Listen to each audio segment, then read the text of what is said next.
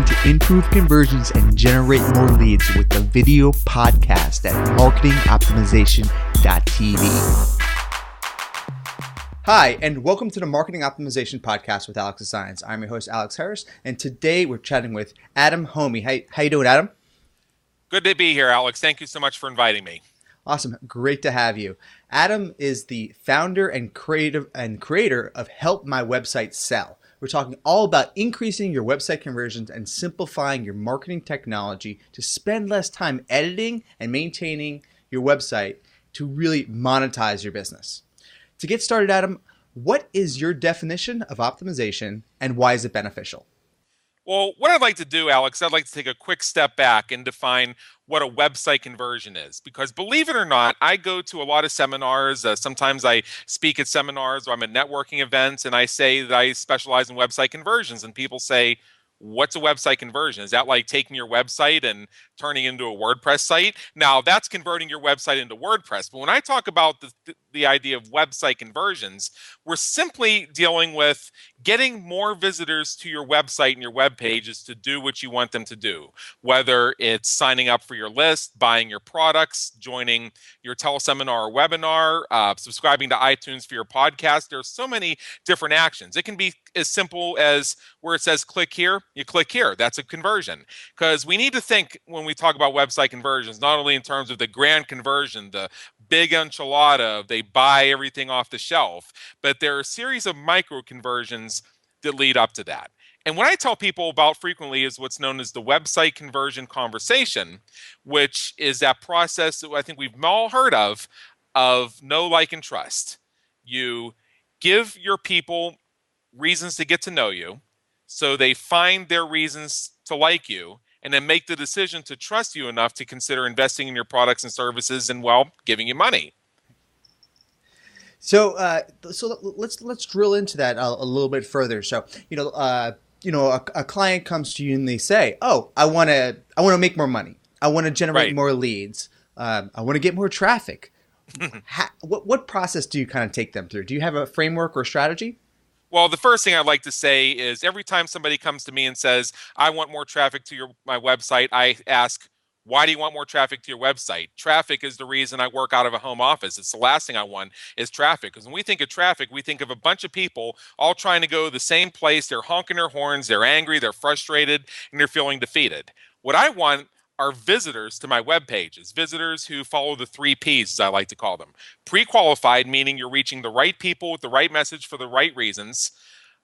Prepped, meaning they know what they're going to find when they land on your web page. So your email describes it properly, your social media broadcasts, what you're talking about on your podcast, your YouTube channel, whatever it is, and they're pumped so that by the time they arrive at your website or your web page, they're so ready to do it, they're just looking for that button or they're looking for that place where they enter their name and email address. So as I like to say, a lot of what I call the website conversion conversation happens before the person even lands on the website. I also want to make the distinction between a website and a web page. A website is pretty much anything out there where there's a bunch of files and it's under a URL. The web page is what we need to think about when we're talking about website conversions, because you can say website, that can mean so many different things, but a web page is a lot more specific. Is it a sales page? Is it your about page? Is it a blog post? Is it your blog archive? Is it the page to sign up for your webinar? I could go on and on and on about what a web page is. And every single web page within that website has a different function. It's at a different position within that funnel that you're bringing people through to get them to do more of what you want them to do. Right. So a lot of people do talk about that. They talk about the high part of the funnel, the low part of the funnel, and getting them right into the right points of their pain so you can identify with them and then ensure you're solving that problem that they're kind of looking for. You can kind of dig into that. If they are pumped, they're prepped, and they're the right target audience. How do you get them? What would be some influencers to kind of get them to convert? Well, first of all, this gives me the opportunity to finish answering your previous question. Like if a customer comes to you and says, how can you help me? Is the most common way that we'll do this is we have somebody, we'll they'll go through our website review process, where what we do is we take about a 3-week period and we put a heat map on the web pages. We identify the 1 or 2 key web pages that are most important to the website conversion conversation. And we also have a user group come in. We have a number of users who will actually go to the person's website and answer a few simple questions I give them and give me all kinds of feedback. And it's amazing some of the things we discover. Like, we recently did a website review for a certified public accountant, and one of our users, it turns out, has a certain background in regulatory industries, and they're saying, hey, you have these 2 items next to each other on your menu bar. You're kind of basically opening yourself up for an investigation. You might want to separate those. So it's amazing some of the things we discover. And that also can count as sort of an amateur mistake when you're in that field. So having that broad scope of views on the website helps us to come up with a better plan for increasing your website conversions. So we'll go through the process. We'll look at the website. We'll look at what the offer is, what people are supposed to be doing, how we're getting them to the goal, and we'll show you where the holes are in the process, and we'll show you how to fix them. Usually in my videos, I'll find examples of people who are doing it successfully, and I'll say, look, here's how you're supposed to do it. So you're going to take this element, you're going to put this on your website. You're going to take this element, you're going to put this on your website. And then we walk them through a series of other tests where we show them subliminally and psychologically where they may be losing conversions, even when they think they're doing the right thing. One thing I would impress on any prospect or any customer of mine, and this was taught to me by one of my mentors, the Persuasion master, Ross Jeffries, is there is a big difference between what people say they want versus what they respond to. I mean, if you want me to take this podcast down an entirely different rabbit hole and potentially get myself invited back, I could just ask myself one question, or ask you one question, which is, what sells better, long copy or short copy? And I think you know full well, since we're in complementary industries, that is something that people can get really fired up over. It's just amazing to me how excited and sometimes angry people get about long sales copy. But yet, the statistics show, generally speaking, in most cases, given certain variables, most of the time, the long copy converts better. And just within my response to that, I'm showing you that it is a science. Sometimes the short copy is better, but you have to think about, where are we in the website conversion conversation? Who is this visitor? How long have you known this visitor? Who brought you to that website in the first place? Was it a partner? Did they find it organically? There's so many different questions you need to answer before you can even begin to figure out what works better, long copy or short copy. And if you're looking at long copy, where are some of the elements? How do we need to position things? A big piece of what we do these days is, if somebody comes to us with sales copy, we fix it. We find all the errors. Just today, I booked a project. This is one of my longtime clients, and he took his first stab at the sales copy. He's an excellent copywriter, a great marketer. But he finds himself in a situation where he's just trying to, latch onto the message because he's so close to it. And he's so passionate about what he does. I mean, there's just a huge passion in his heart about the audience he serves and the change he brings to the world, that he needs to go out and make that change and bring that difference to his audience. And so I just said to him 10 minutes in the conversation, I said, look, you want me to fix this for you? And he had this huge sigh of relief. And I told him that by Tuesday, we're going to fix it for him. I'm going to go back to the survey we conducted for his audience and all we learned from that, compare it to the copy and where he's come in the process of this new course he wants to launch. And we're going to fix the sales copy. So sometimes it's having that second set of eyes. With a lot of our clients, we're actually kind of the outsider in the business. I know that's kind of weird because you want to bring everybody who works in your organization closer to you. But even with some of my top clients, like for instance, I have one client who has 13 people on his team. I mean, this is a very large company, but I sometimes absent myself and keep myself out of the day-to-day conversations that go on with the team, even to the point where sometimes I have to ask certain logistical questions. The reason being is my outsider's perspective brings a point of view that they are just not going to have, because they're in it to win it every single day. Whereas I can look at it and I say, guys, you're going down this same path again that we had to stop you from 5 times before. The reasons why don't matter, but now we're going to refocus this. Or I see an opportunity for them to do a launch that they didn't even have right in front of them. One of, actually, the same client ended up doing a completely different product launch they thought they were going to do, because I was in tune with some of the people who follow them, and they're saying, boy, wouldn't it be great if this person taught this? And I happened to look and I said, you did a module on this. What you need to do is expand this into a product and launch it. And not only did he do that, but he turned to us to write the whole copy for it. Exciting stuff. Well, you said a lot of great stuff there that I like to touch on, and it's interesting to talk to kind of people who kind of get it, who are in the trenches and executing a lot of this stuff, trying different things for different clients, because that is one of my unique differentiators too. I come in and I help complement teams, because Right. the teams, they get tunnel vision and they only see things inside of their tunnel. They getting an outside perspective is really key. What are some of the tools you mentioned? Heat maps. You mentioned taking surveys. Let's mention some of the tools that you use to actually conduct some of that analysis. Okay. I'd be happy to do that. Sometimes it's really more subjective than science, is the best way I know how to describe this. What I frequently recommend folks do when they're getting ready to launch a product or service, or it's been kind of the same old with their marketing for a while and they want to shake things up or tap a new audience or potentially do things a different way. In fact, we're getting ready to do this in my business, is survey the list and find out what it is that they're looking for, what it is they feel is missing. And there's a certain way you can structure the surveys where, on the one hand, you pre-sell what it is you're going to launch. We have a survey process we do for folks who are getting ready to launch a new live event. And what we do is we have them draft a copy, or at least say what they plan to cover in the events. And we structure the survey in such a way where we get the audience to tell them that, yes, that's what we want, and leave room for them to fill in the gaps that are being missed, again, because of the internal tunnel vision.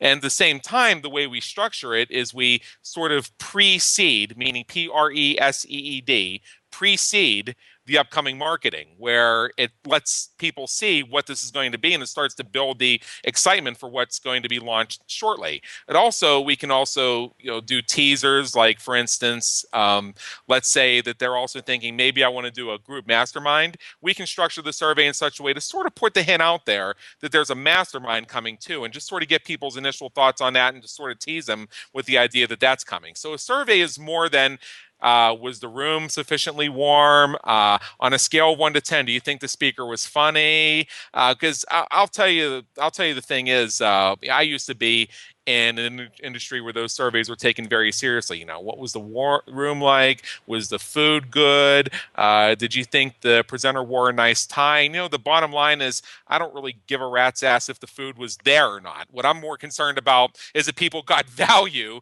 and that it was an incredible experience for everybody involved. Again, the difference between what people say they want and what they respond to. How do we know that denying people food is not going to get a better response? Just because people complain the room is cold. How many times do you hear event organizers say, you want to turn that temperature down so people don't go to sleep? These are some of the things we need to think about. So surveys are one. Heat maps are another. There's a software called Crazy Egg. It's pretty much the industry standard. Sign up for a subscription to that. And what the heat mapping will do is it'll show you, where do people click on your web page? Like, where's the mouse going? And it shows you those hot zones, saying this is a place that people are going. So there's something about your website architecture or your message is drawing people here. Now, you have to decide, is this where I want them to go? Because they may be going in the wrong place. That can reveal that. The heat map will also show you, if you have a web page or a sales page, it'll show you, where are they actually stopping to read? Which of those buy now buttons are they actually clicking through? Where does it seem like they're kind of going up and down? Where are the eyes going here? It just tells us so much. And then there's another test that we use, and I'll reveal this for your listeners because I think this is very important. We call it the 5 paces back test. Have you heard of this before? As far as how you got back to 5 seconds for your initial impression?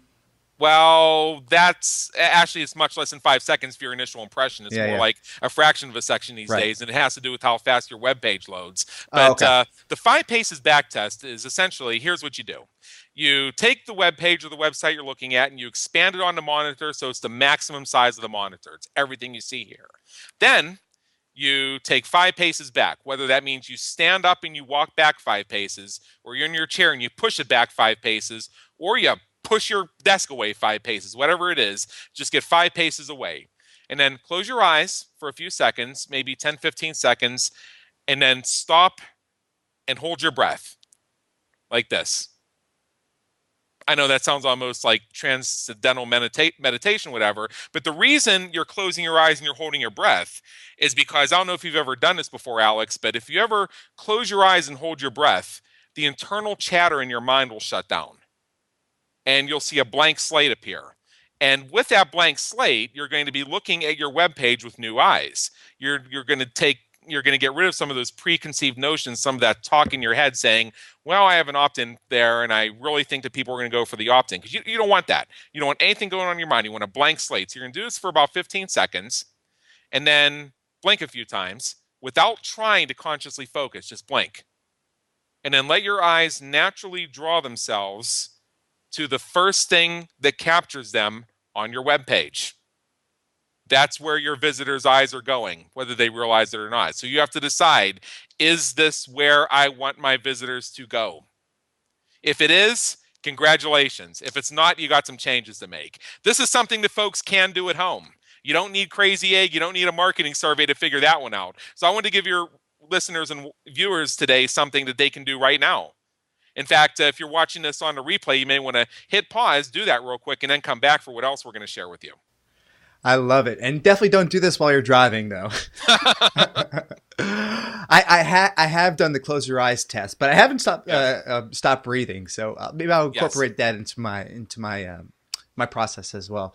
Right. Really, really great stuff there, because I love how we've spoken about, basically qualitative analysis, heat maps, and stuff that you really can build up a customer profile to understand what their journey is that influences them to persuade them to actually convert.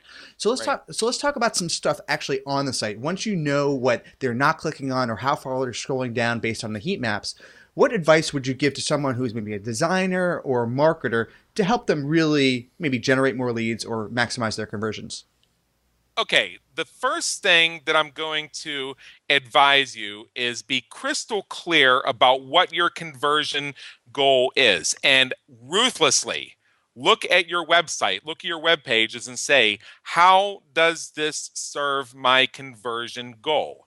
If you cannot answer that specifically, get rid of it, and then come back and start putting things back in as you need them. When I am fixing copy, I mean, I have the one project I told you about earlier that I booked for next week. And in fact, I did one just this morning. It's part of the launch I'm involved in, where I was essentially taking pieces of 3 different sales letters this client already had and merging them together for this other launch, because it kind of brings 3 different elements together.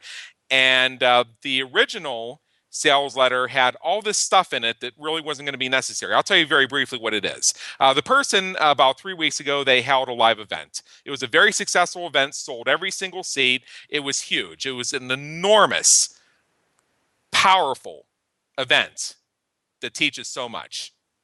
So part of the monetization strategy that this client engages in is, after they host the live event, they'll have a videographer in the room, and then they'll turn around and they'll sell the raw footage from the event for folks who couldn't or wouldn't make it. So reselling the event as is and going through that sales letter and just saying, okay, we're going to change where it says live event to instant access footage. We don't do that, because there's a different letter that sells footage and one that sells a live event. If this is the same list that already saw the live event, anybody who's even remotely interested has already read that. They've already seen the 37, I think it was, emails in a launch sequence. This was a big deal. They already have heard the message. So what we really need to drill down to is, here's the footage in front of you. It's available for 5 days. Here is how this footage is going to change your business and change your life. That's not the same as the event itself, because we've already covered what was going to be in the event. We already know what happened in that event, and it's in this footage. We already know that. But the real question we're answering is not, why should somebody be interested in this topic, which is, what the heck are they going to get out of the footage? So it's a completely different set of bullet points. It's rearranging the copy, and it's a different call to action. And the bonuses are even repositioned differently. Instead of being bonuses, now they're a pre-sale upsell.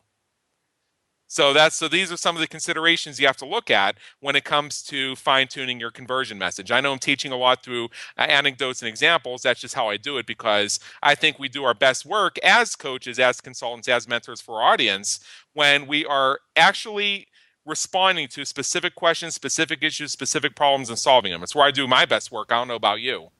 Oh yeah, absolutely. And having the case studies, building up, the results, the case studies and the data, having that to kind of figure out each next step. You might, sandwich together that copy and that landing page, but really figuring out how does she feel about conversion? She loves conversions, actually. She thinks conversions are awesome. Don't you like conversions? Yes, because the more website conversions happen, the more food you get in your bowl, right? And more toys you get, more scratching posts you get. Absolutely.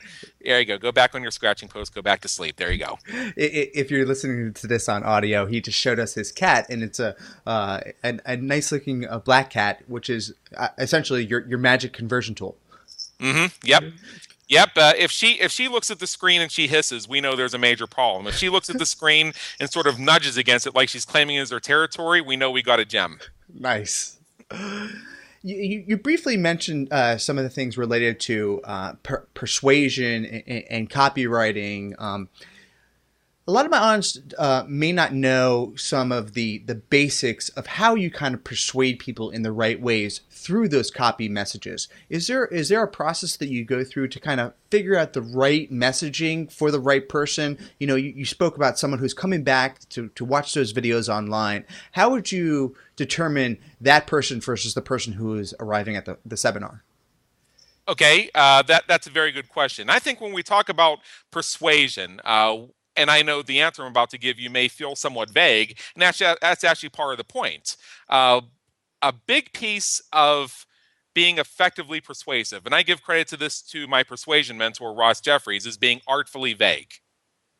Because if you start talking about too many specifics, you're going to start hitting pain points, you're going to start hitting experience points in your viewer's mind, which is going to close them down so they're less likely to hear your message. However, if you say something that's very vague, that taps their excitement, that taps their enthusiasm, that raises their natural curiosity, then you're going to be able to move them towards being more open to your message, to suspending the disbelief, because you're not really specifically hitting any of their beliefs. When I see sales copy that talks about, and inside these 3 DVDs and 7 workbooks, you can potentially turn off your audience by talking about how many DVDs and workbooks there are. Here's the reason why. If you show me that, I'm going to say you're getting ready to sell an information product, right? And you talk in your copy about, oh, there's going to be 7 DVDs, and we're going to talk about this and this and this and this and this and this and this. You could potentially blow the conversion right there. Do you want to guess why? You got it. They're going to say, well, when the heck do I have time to watch 7 DVDs? I can tell you, Alex, me right now, I have a backlog of almost 6 months worth of information products I still need to go through. I hope they're not all obsolete by then. What I typically do is on Friday mornings, I don't book anything. I don't take any appointments till at least noon Pacific. The reason being is, Friday,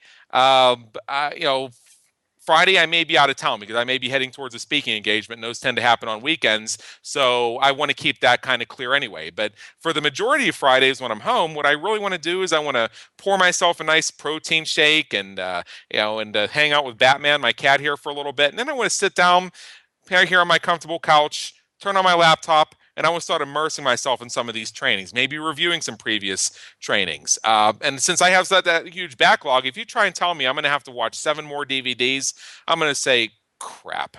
I barely get through the products I have right now. I'm at the point where I have to watch through them, find what I need to take action on right this minute, and blast through. I mean, I think I have about 25 different products that I partially watched because I was in there just enough to get what I needed. So the last thing you want to do is start hitting those kinds of triggers. However, if you tell me how this product, this course, is going to solve my top 3 problems, or it's going to blast past this issue that I've been having, or it's going to get me to where I can finally persuade with confidence. I can finally overcome objections when I'm trying to close a deal over the phone, where I can at long last stop my best customers from saying, hey, Joe down the street charges $8, you charge 9, I'm leaving, I'm going with Joe. If this course can finally solve these problems, I don't care if it's a 20-minute MP3 file.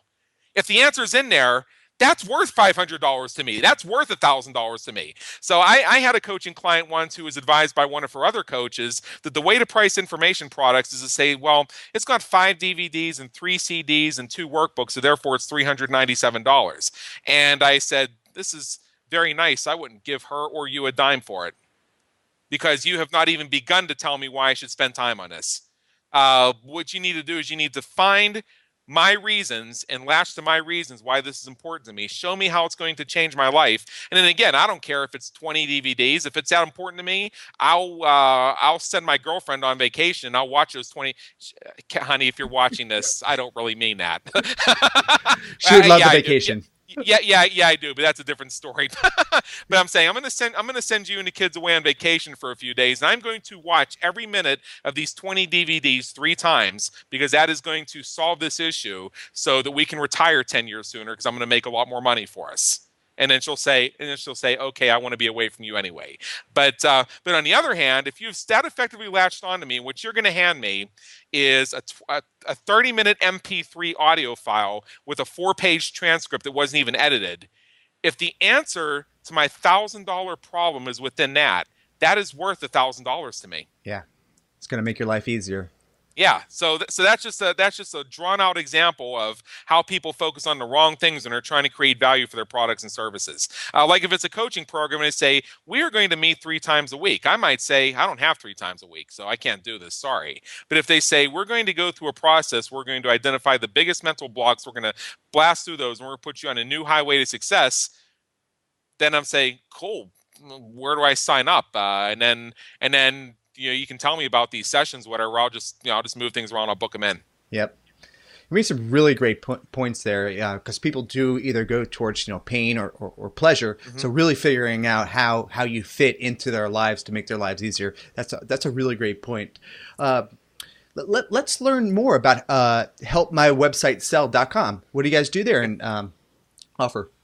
I've already given you a few case study examples, but if you're coming to helpmywebsitesell.com, I think there's a couple things you're going to discover there that are going to be very valuable to you as an entrepreneur, as a business owner, as what I like to call a business creator. First of all, I encourage you to go through the blog posts, look around, because we share some great tips every week.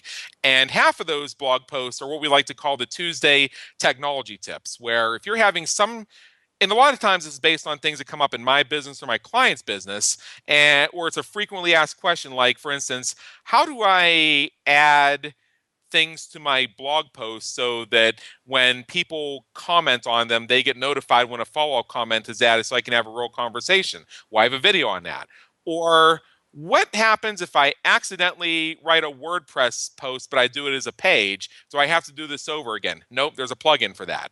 What do I do so that if I have somebody who's on their mobile device and I want them to take the proper conversion action, which is to call my pizza restaurant, how can I fix my website so that that will work? Well, there's a video and an article on that. So these are just a few things that we've talked about recently that you may find of interest. As far as some of our solutions, I've spoken a little bit about our website conversion review process, where we basically tear your website apart, tell you why it sucks, and then show you how to fix it so that you and your designer can work together and you can make those changes. So some of our best clients are the type where you have the entrepreneur business owner and you have the web designer, and what they're looking for is that piece in the middle, which is, how do we make this work better to match this? We get a lot of business that way. Let's say you're trying to launch a website, and now you're a web designer and you have a web design firm and you have friends who do web design as well. And I think there have been cases, and it's okay, you're among friends, you can admit this, where the project seemed to take 5 or 6 times as long as everybody thought it would. Sure. Scope creep. That's happened at least once or twice. I imagine you've pretty much figured out the answer to what I'm about to share with the audience, but a lot of folks haven't. And a really great pain point that you see out there when we talk about fire your webmaster or fire your web designer is, we had the conversation, we signed the contract, and you said this thing was going to be live in 4 weeks. So here we are 4 months later. Why isn't my website live? And then the designer turns around and then typically asks that client what? Uh, do, do I? You didn't give me all the content yet, or Bingo, bingo. So the designer then turns around and says, well, on this date, this date, this date, this date, this date, this date, this date, you said you were going to give me the content that you insist needs to be there so we can go live. So are you going to give me that content, or am I going to abandon the project and charge you for the balance owed and refund you the rest? I mean, what are we going to do here? And it gets to the point where the client is mentally exhausted from the process. So by the time the website's up, they don't do anything with it. The designer is so fed up with the client and their delays that they can't wait for the project to be done so they can collect their money and then block that person's emails and phone calls. But then when the designer says to the client, well, I need your copy, the client's sitting there saying, they keep asking me for that copy. Alex keeps asking me for my copy. What do I do? Well, we have a process, and it's described at helpmywebsitesell.com, where we'll sit down with you and we'll show you. And it's funny how this works, and it's happened every single time we've put a client through this process. You already have 85 to 90% of your content. You just need somebody to suck it out of you. Think of people like Donna Kozik, Kristen Eckstein, and there are others out there who have processes where they help you write your book in a weekend, or they suck the book out of you. If you have that book in you, we're going to get it out of you, or help you write the book in a weekend. It's basically the same process for your website content, because when you look at all those book writing coaching programs, it's all about helping you find what you already have and putting it on paper. There is a book in you. We already know this. We don't have to create anything from scratch. The book is here. We just need to get it here. We do the same thing with your website content. Your content is here, your content is here, your content is here. We just need to get it here. And that's what we do. We do a coaching session and we give you a deliverable. So we just say, okay, so we talked about you're going to do this page and you're going to put this video on it. Remember to tell your designer to do that. We need your about statement. You already said this exists in this bio statement here. So copy paste this here and give this to your designer, and so on and so forth. This website gets launched, everybody's happy.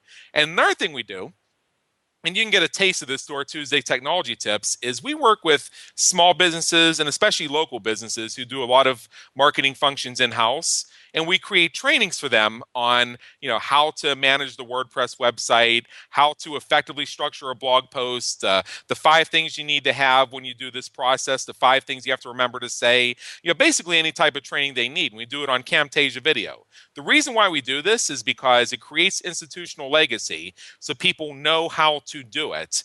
And then as turnover happens, or they hire new people, they don't have to orient people from scratch. My good friend, Gary George, the founder of Blazin Multimedia and SEO Jackrabbit, this is how he trains his team. And he has 30 or 40 people working for him all over the world with his search engine and media buying services.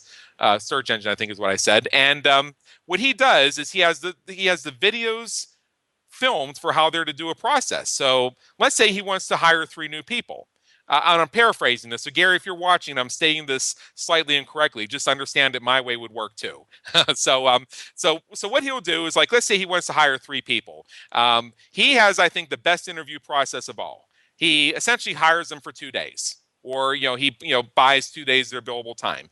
Day 1 is he's going to pay you for 5 or 6 hours or whatever it is, or 3 hours. I don't know, however long it is, to watch the videos thoroughly. Understand them thoroughly, watch them 3 or 4 times, ask questions, do research, whatever you need to do to understand everything that's in those videos.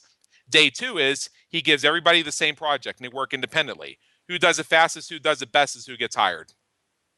He doesn't have to be involved in this at all. He doesn't have to have 20 conversations like, what is your experience and what kind of clients have you worked with? He doesn't have to do any of that. I mean, he can just go to Elance, or he can go to the local networking association, or he can put something out on his Facebook or whatever. He gets everybody in, he puts them through that process.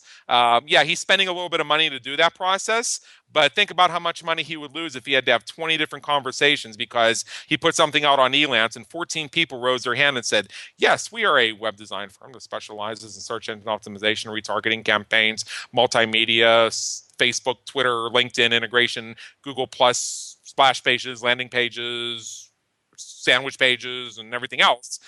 Or you can say, look, I need somebody who can write this retargeting campaign, Mm-hmm. build the banners, code the ads, get them approved, and get it out there. Right. So I'm going to put 3 people out there. I'm going to see who can do it.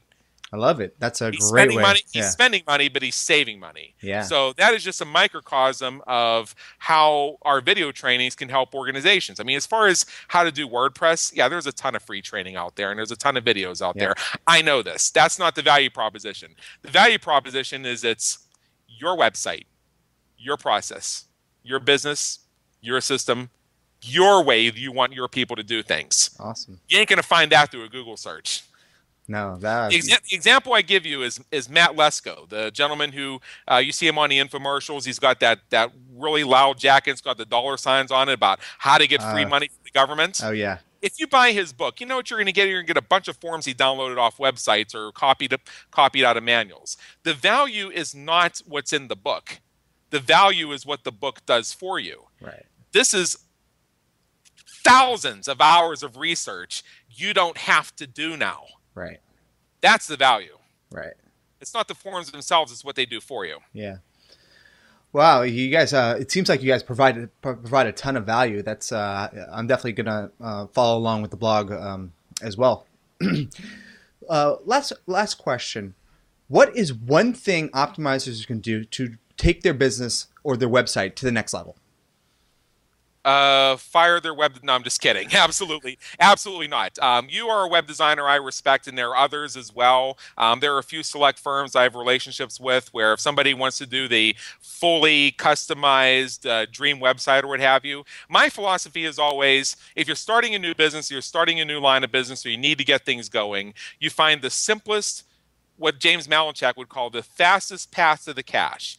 Your fastest path to the cash is rarely the masterpiece, dream, mothership branding website. In most cases, it's something like a webinar sign-up page or something like that, or a simple WordPress where you put up the WordPress, you buy a theme for $75, you put a logo up from Fiverr for $10, and then you post a blog post to it and you say, look, everybody, I just did this awesome blog post. What do you think? That's the faster path to the cash. Right. So what I tell people is whatever is the fastest path to getting people to pay you for your value and get your customers to pay for your dream.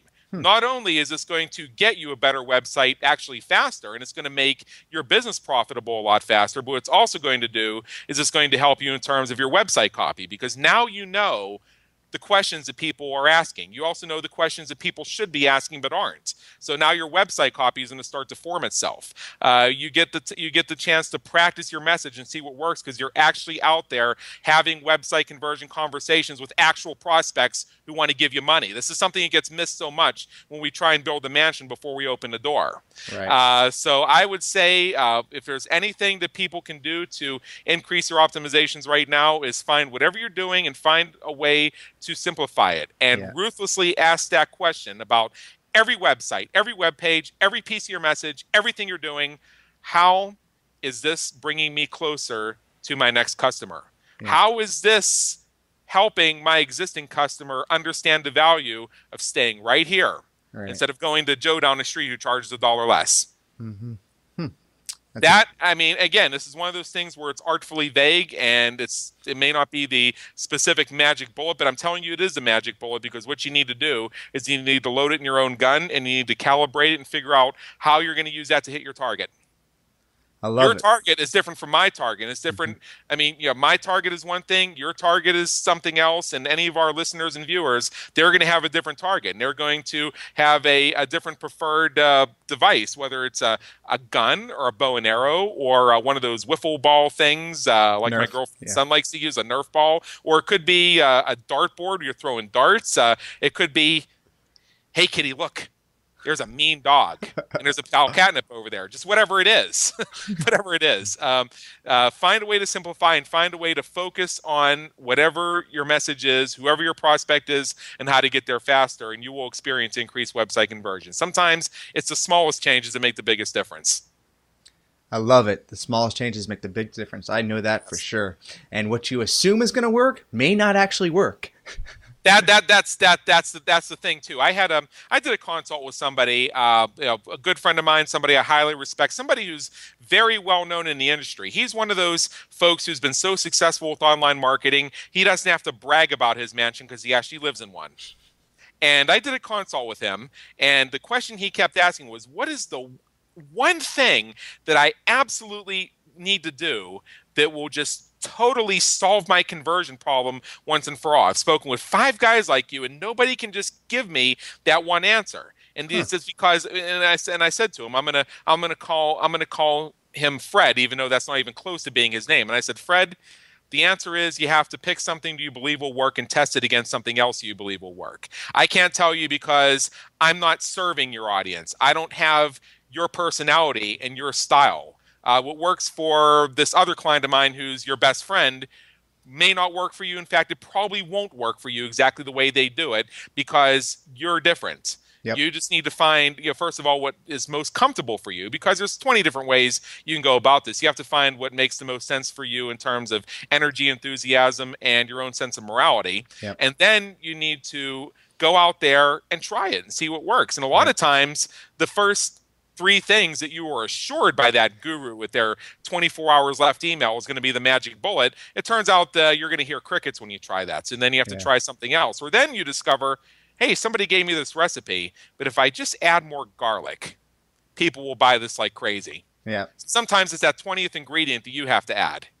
Yeah, and you said some key things there. Even though your competitors are doing something, or people who influence you are supposedly making a lot of money, it doesn't mean it's necessarily going to work for your own site. So don't go and copy Amazon and expect to get the same results that they are, or Target, or popular podcasters or web designers.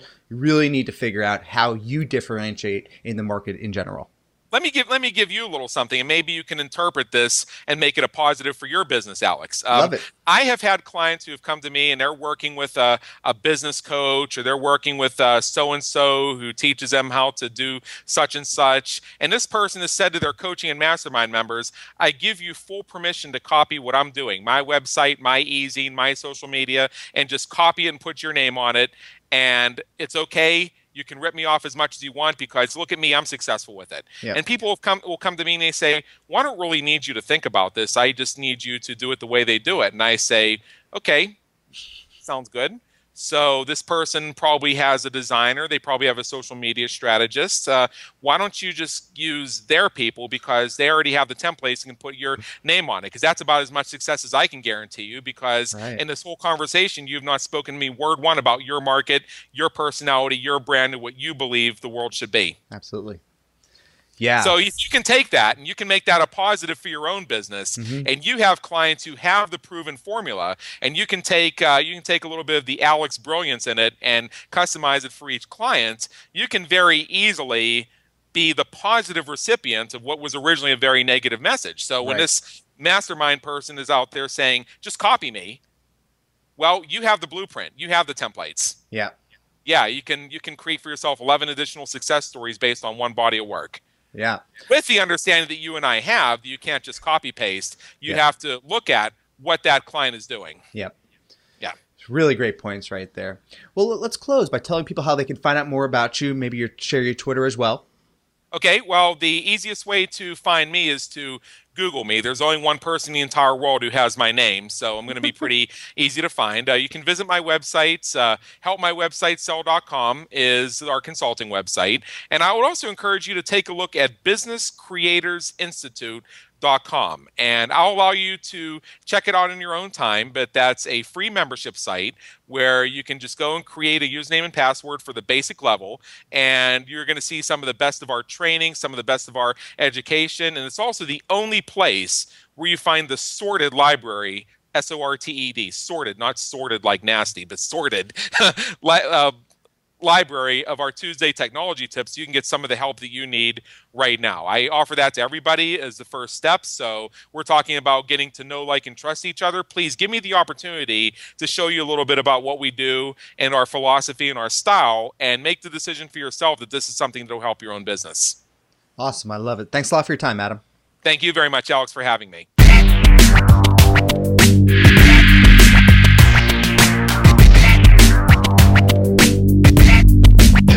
Thank you for watching the Marketing Optimization Podcast with Alex Designs. Please remember to subscribe to all of the videos in my YouTube channel. Thank you.